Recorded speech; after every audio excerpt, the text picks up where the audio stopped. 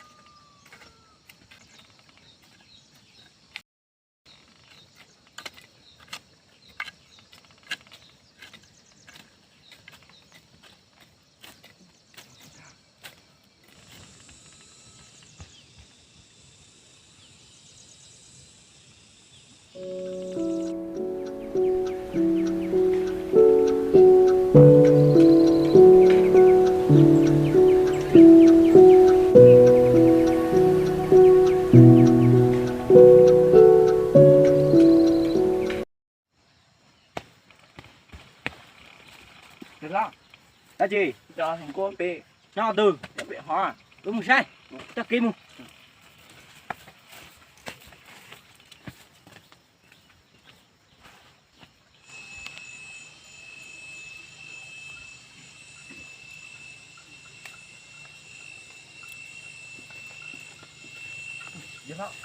lắm ngủ ta tôi hoa đó thật kia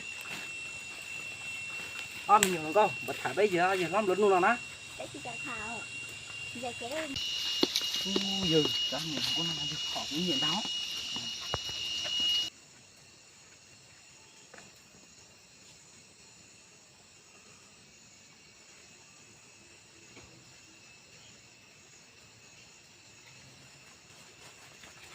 được rồi tại sao thoáng nào ném mình chịu có tao ít thay trả gì nói bố môi chẳng mong nào mua mà mua lấy cho nên chị đây có rồi giờ cái giờ giờ này lúc nào của tôi đây tôi ấy của chỉ mua chơi chơi của sáng tháng này biết coi chơi chơi của tao tao mà một cái bánh rau tao mình sao cái chuyện à giờ liệu có chẳng tao cái một cái mua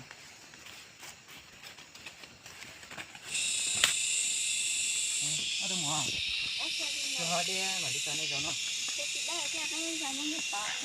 giờ anh muốn đặt hồn đi hả anh dân mà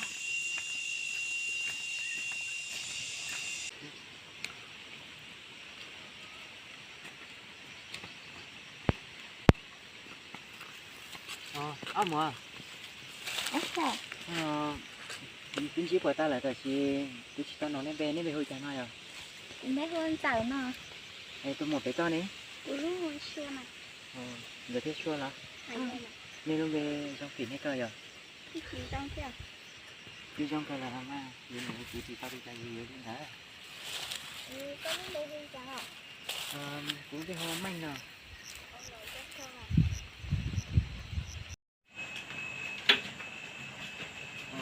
dạ lúc chỉ sợ này giờ nên lúc đó lúc chỉ sợ này đấy rồi nó chẳng có cái mà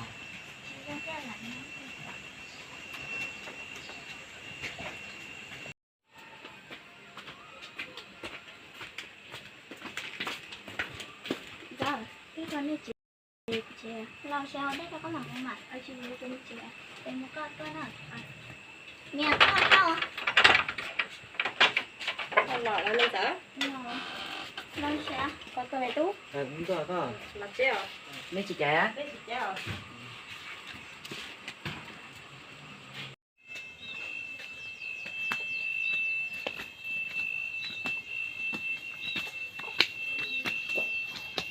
Đừng lo, dạy cho nó luôn to. Thì xa chặt bầu tao luôn nè. Mua.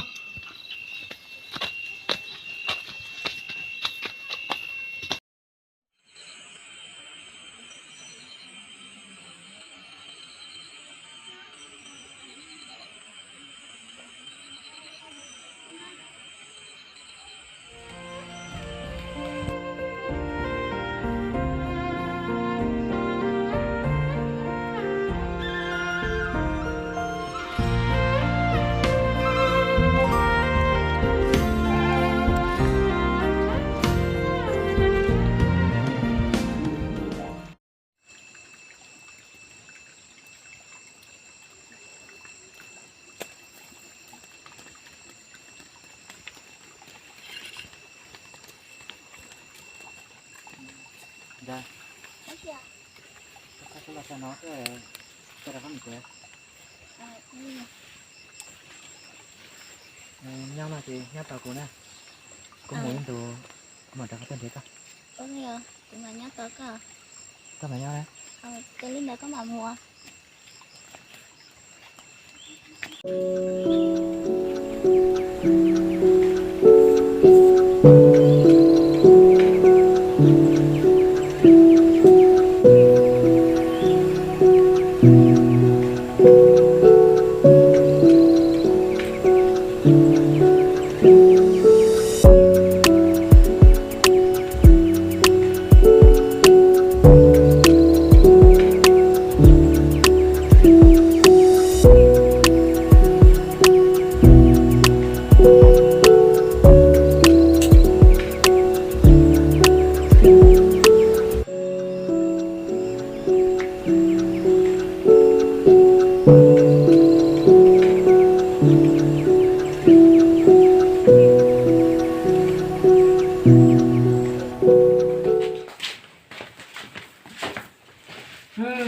Chạm bầu cũng tự luôn nè.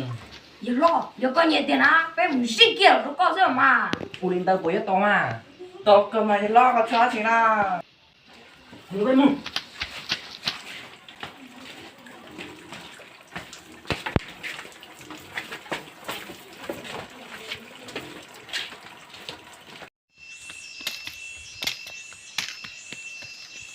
Sao? Mình tại nào cho lỗi chỉ 10 giờ 5 đứa này tôi chứ con nào. Lo tới chiều của lúc cần con chỉ vô. Ôi giời luôn. Giờ tôi coi tôi đặt nó.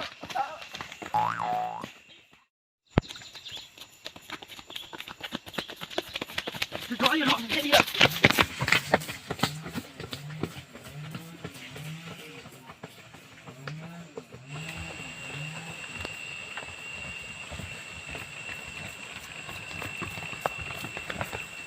Cái chị sao rồi nó nè. Cái sao nó cũng kia nó hổ. Ôi giời luôn. Thọ. Không luôn. Giờ bắt cho lại. Cái nhiều cái kia. Thọ.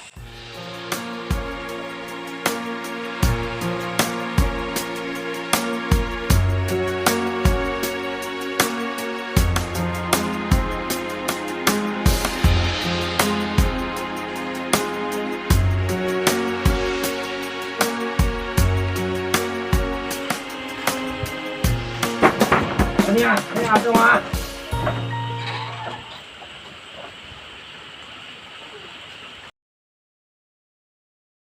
Còn nhớ khỏi chợ đâu là mua rau mà ôn này. Đừng thấy cái gì đâu.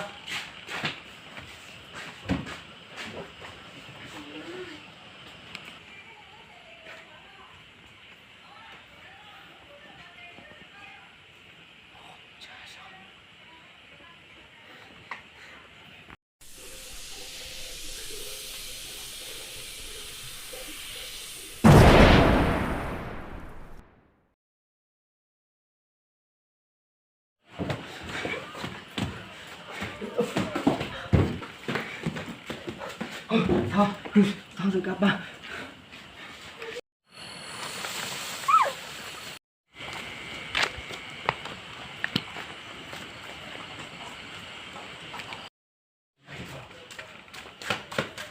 Dạ con đi tìm ra. Đi.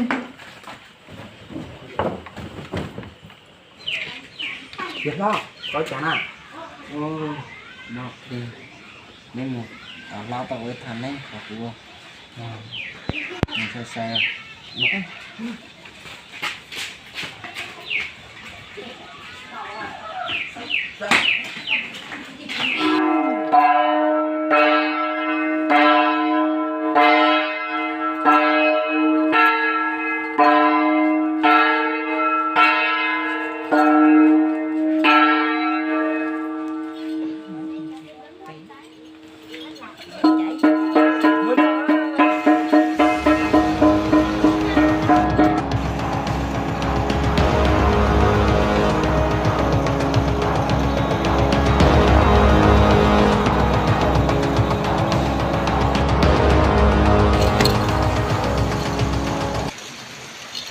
có phải là nên sao riêng tới nha có thì đấy nó đã hộp ta lời nó cũng cũng to kho nên một dây tua kho tua xa không mà thôi kia còn tới nó tới hộp ta lời còn nhớ công việc tê có thao là kia hiện mình việc tê nữa thao là hệ mình việc tê nữa lời đi chia con chưa chia con rồi nữa không sẽ cú lo chỉ mua vì nhau cũng đã nói đã hậu chỉ tao ta thì lo chắc là con mình cho cũng nhiều cái đi ta chỉ tàu nữa nên khai nữa mình việc tê chỉ cho con tên chỉ con tù nữa coi với xe mù nữa còn đấy nó đã hộp tới ta lời nó hụt vua thì mấy cái dây chuột khó có chuột nó có cho một thời kia nữa thì còn ít đó thì còn cái tê nữa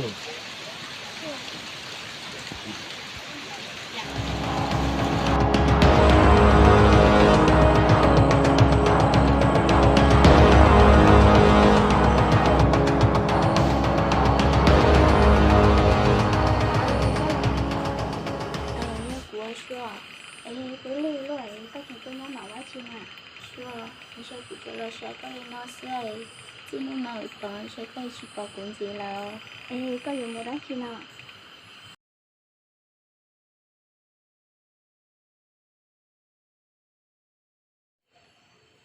em bây giờ cô làm bao nhiêu còn dài nè